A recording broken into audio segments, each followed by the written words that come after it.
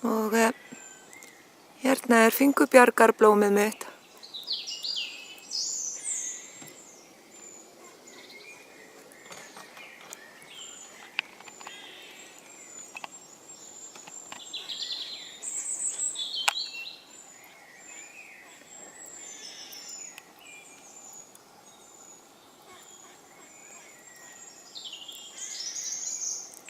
Og það örugglega 2 metrar á hæð því að það miklu hærra en ég.